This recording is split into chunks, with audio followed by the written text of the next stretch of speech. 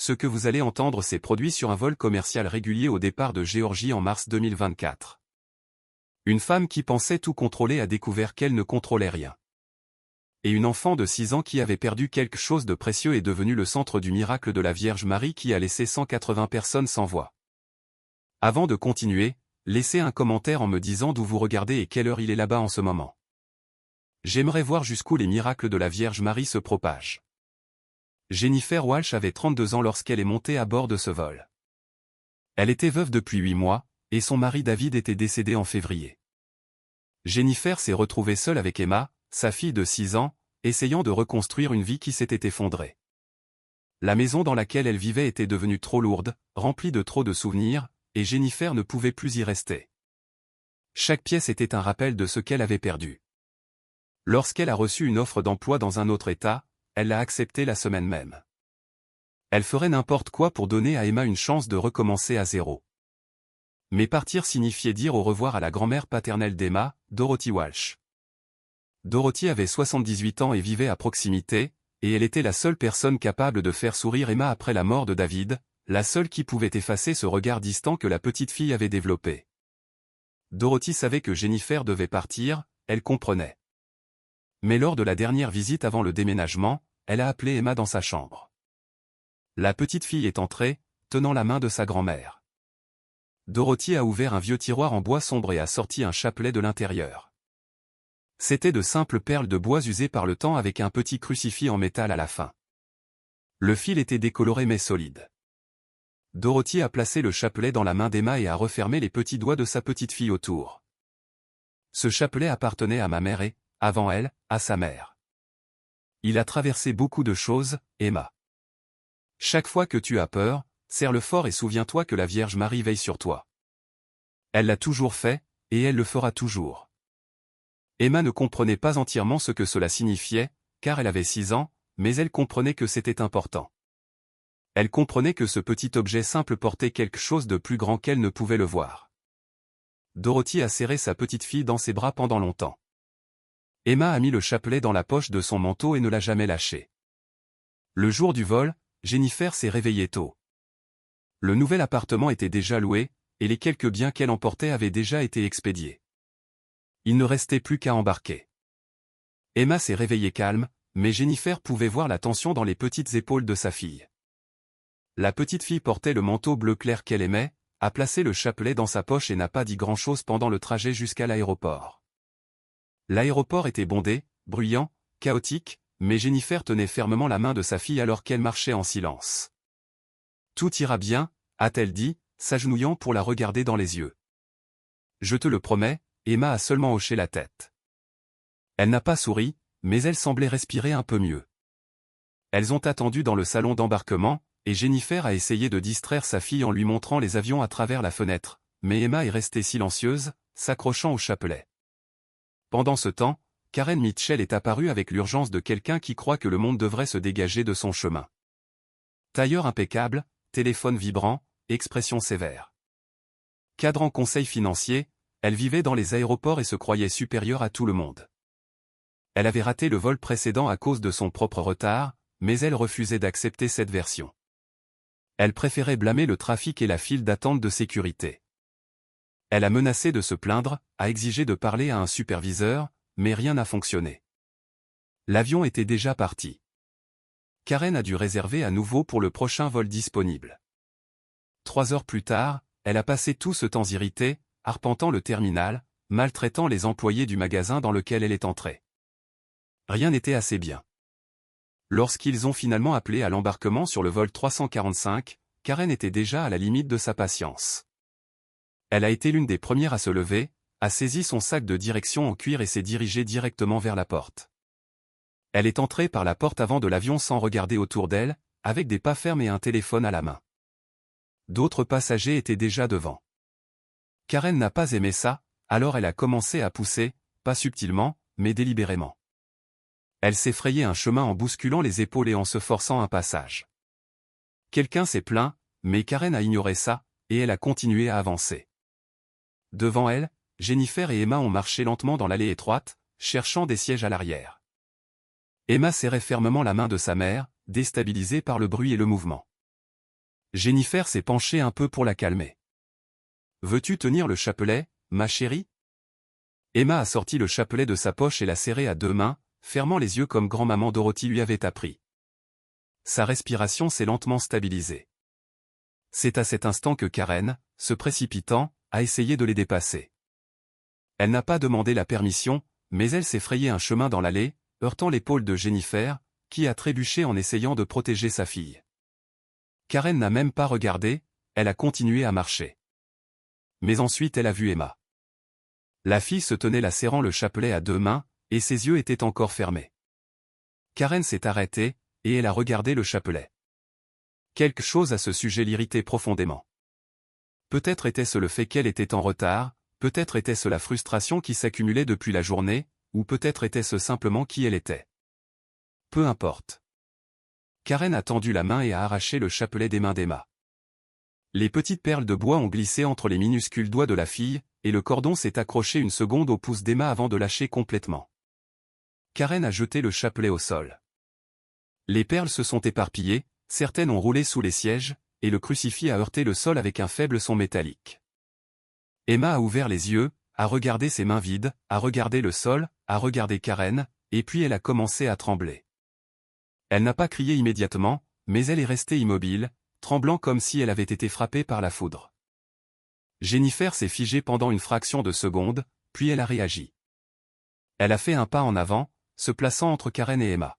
« Qu'est-ce que vous venez de faire ?» La voix de Jennifer était basse, mais il y avait quelque chose dedans qui a fait que les gens autour d'eux ont cessé de parler. Karen a tourné la tête et a regardé Jennifer comme si elle regardait quelque chose de non pertinent. « Écartez cet enfant de mon chemin.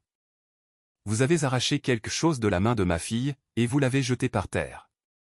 Vous allez le ramasser et le rendre, maintenant. » Karen a souri, mais ce n'était pas un sourire agréable. C'était le genre de sourire que quelqu'un donne quand il sait qu'il peut s'en tirer avec n'importe quoi. « Je ne fais rien, et si vous continuez à insister, j'appellerai la sécurité et nous ferons retirer toutes les deux de ce vol. » Emma a commencé à pleurer doucement avec sa main sur sa bouche, essayant d'étouffer le son. Jennifer s'est accroupie, a soulevé sa fille dans ses bras et a commencé à chercher les perles du chapelet sur le sol. Certaines étaient sous les sièges, et le cordon était cassé. Jennifer a réussi à rassembler la plupart des morceaux et le crucifix.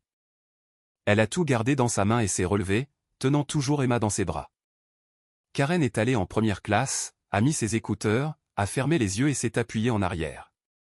Elle a complètement ignoré l'hôtesse de l'air qui lui offrait une boisson. Elle a ignoré tout et tout le monde. Elle voulait juste que ce vol soit bientôt terminé. Jennifer et Emma sont allées en classe économique, rangée 12, siège côté couloir et siège central. Emma était assise au milieu, et Jennifer était côté couloir. Près de la fenêtre était assise une dame âgée, les cheveux gris attachés en un chignon bas, des lunettes de lecture suspendues à son cou. Elle a regardé Emma et a remarqué que la fille pleurait. « Est-ce que tout va bien, ma chérie ?» a demandé la dame, sa voix douce. Jennifer l'a remerciée, mais a dit que tout était sous contrôle. La dame a hoché la tête et est retournée au livre qu'elle lisait. Jennifer a rapproché Emma et a essayé de réconforter sa fille. Elle lui a montré les morceaux du chapelet qu'elle avait réussi à sauver. Emma a pris le petit crucifix et l'a serré fort. Elle n'a pas cessé de pleurer, mais petit à petit, les pleurs se sont adoucis, et ils sont devenus plus silencieux, plus retenus, jusqu'à ce qu'ils ne soient plus que des sanglots occasionnels. Pendant les 30 premières minutes du vol, tout s'est déroulé normalement. Emma avait complètement cessé de pleurer. Elle regardait par la fenêtre par-dessus l'épaule de la dame âgée, regardant les nuages passer en dessous. En première classe, Karen est restée immobile, les écouteurs toujours dans ses oreilles, les yeux toujours fermés. Mais elle ne dormait pas, elle essayait juste de bloquer le monde, essayant d'oublier l'horrible journée qu'elle passait, et essayant de ne pas penser à la réunion du lendemain. Mais 35 minutes après le début du vol, Karen a commencé à ressentir quelque chose d'étrange. Au début, c'était subtil, une sensation d'inconfort dans sa poitrine, comme si elle portait des vêtements trop serrés. Elle a ajusté la ceinture de sécurité, pensant peut-être qu'elle était trop serrée, mais cela n'a pas aidé. L'inconfort est devenu plus fort. Karen a essayé de l'ignorer, elle a pris quelques respirations profondes et a changé de position dans le siège. Rien n'a fonctionné. Elle a commencé à transpirer légèrement. Elle a enlevé ses écouteurs et a décidé d'aller aux toilettes, pensant peut-être que se laver le visage aiderait, ou peut-être était-ce le café qu'elle avait bu des heures plus tôt. Elle a détaché sa ceinture et s'est levée. Elle a marché dans l'allée vers les toilettes. Le couloir était vide, car la plupart des passagers de première classe étaient sur leur siège, soit se reposant, soit travaillant. L'avion a légèrement tremblé, juste une petite turbulence, rien de grave. Elle s'est approchée des toilettes, et le voyant vers indiquait qu'elles étaient libres. Karen a tendu la main pour ouvrir la porte, et puis elle a vu la femme. Elle se tenait là juste devant les toilettes avec le dos tourné. Elle portait une simple robe bleue sans ornement, bleu clair, presque de la couleur du ciel du matin. Ses cheveux étaient foncés, longs, tombant en douces ondulations dans son dos. Son corps était immobile, mais ce n'était pas une immobilité ordinaire. C'était comme si elle attendait quelqu'un.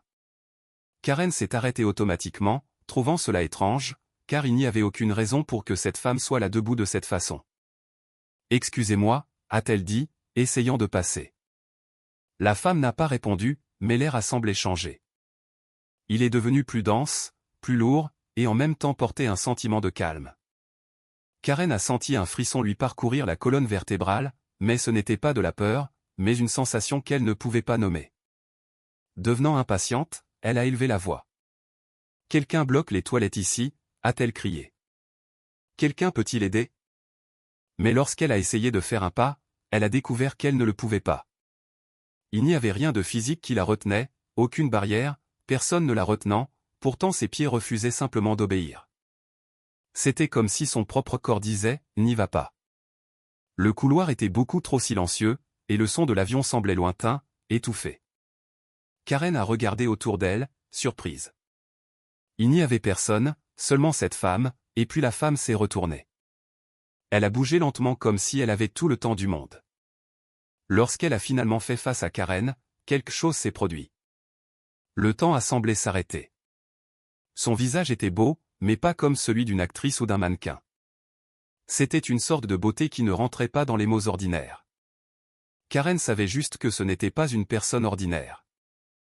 Ses yeux étaient foncés et profonds, si intenses qu'ils donnaient l'impression de voir à l'intérieur d'elle. Et d'une certaine manière, ils le faisaient vraiment. C'était comme si chaque souvenir, chaque mot dur, chaque geste d'arrogance ou d'égoïsme était là exposé. Mais il n'y avait aucune condamnation dans ce regard. Il y avait quelque chose d'infiniment plus dévastateur, de la tristesse, comme celle d'une mère regardant son enfant se blesser. C'était le regard de quelqu'un qui connaissait chaque erreur, chaque défaut, chaque moment d'égoïsme, et pourtant, malgré tout, était toujours là. Karen a senti ses jambes s'affaiblir, non pas par peur, mais par honte, par remords, par quelque chose qu'elle n'avait pas ressenti depuis si longtemps qu'elle en avait oublié le nom, le vrai repentir. Une larme a coulé sur le visage de Karen, puis une autre, mais elle ne pouvait pas détourner le regard.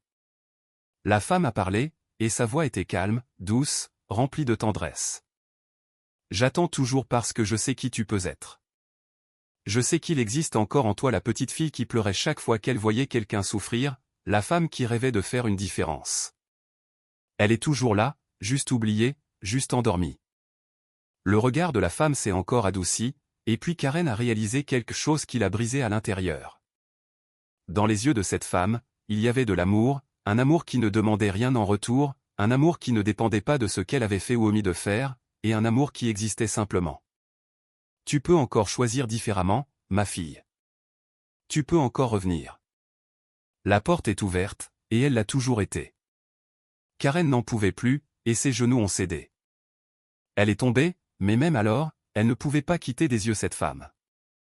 Avant que quiconque puisse la retenir, elle a vu quelque chose qui resterait gravé à jamais, un petit sourire doux, plein d'espoir, et puis elle a disparu. Un instant, elle était là, et l'instant suivant, elle n'était plus là. Pouvez-vous imaginer vous tenir face à face avec la Vierge Marie? Que ressentiriez-vous si elle vous regardait? Karen était allongée sur le sol de l'allée lorsqu'elle a repris conscience du monde qui l'entourait. Elle ne savait pas combien de temps s'était écoulé, que ce soit des secondes ou des minutes, car le temps avait perdu son sens. Elle a entendu des voix, lointaines au début, puis plus proches. « Madame, madame, vous m'entendez » Karen a cligné des yeux, désorientée. Il y avait des gens autour d'elle maintenant, et une hôtesse de l'air était agenouillée à côté d'elle, l'inquiétude sur son visage. Un homme d'âge moyen, qui apprendrait plus tard qu'il était médecin, vérifiait son pouls. Elle est en état de choc, a dit l'homme, sa voix professionnelle mais douce. Karen a essayé de parler, mais sa gorge était fermée. Les larmes coulaient toujours sur son visage, silencieux et implacable. Que s'est-il passé? A demandé l'hôtesse, regardant autour d'elle avec confusion. Quelqu'un a-t-il vu ce qui s'est passé? Un passager de la deuxième rangée s'est avancé. Elle criait quelque chose à propos de quelqu'un qui bloquait les toilettes, disant qu'il y avait une femme ici, mais il n'y avait personne, et l'allée était vide. Karen a trouvé sa voix faible et rauque. Vous ne l'avez pas vue? L'hôtesse de l'air a échangé un regard inquiet avec le médecin. Nous n'avons vu personne, madame. L'allée était dégagée, et vous étiez seule. Mais elle était là, a insisté Karen, sa voix se brisant. Juste ici, dans une robe bleue. Elle était juste ici. D'autres passagers s'étaient levés maintenant, certains regardaient avec curiosité, d'autres avec inquiétude. Une femme âgée dans la 4e rangée a chuchoté quelque chose doucement à son mari. Le médecin s'est accroupi au niveau de Karen, sa voix calme et rassurante. Madame, je m'appelle docteur Patterson, et je suis cardiologue. Parfois, lorsque nous sommes très stressés, notre cerveau peut nous jouer des tours. L'altitude, la pression de la cabine, la déshydratation, tout cela peut provoquer des hallucinations temporaires. Il n'y a pas de quoi avoir honte. Karen a secoué la tête, les larmes coulant plus vite maintenant. Ce n'était pas une hallucination. Je sais ce que j'ai vu, et je l'ai senti. Elle était là. Elle me connaissait, et elle savait. L'hôtesse de l'air a doucement tenu la main de Karen.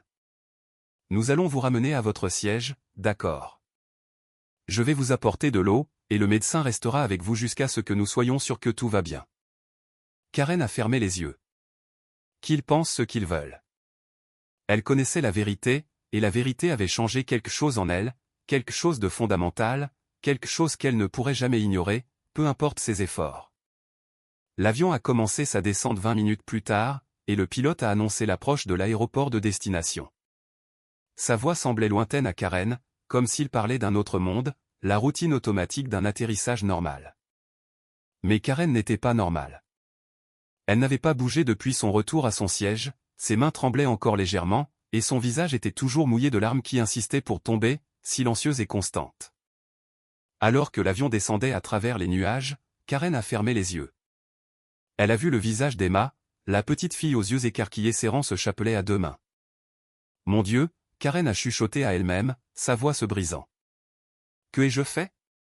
Pour la première fois depuis des années, Karen Mitchell a ressenti une véritable honte, pas l'irritation d'être contredite, pas la frustration de ne pas obtenir ce qu'elle voulait, mais une véritable honte, celle qui brûle dans votre poitrine et vous donne envie de disparaître.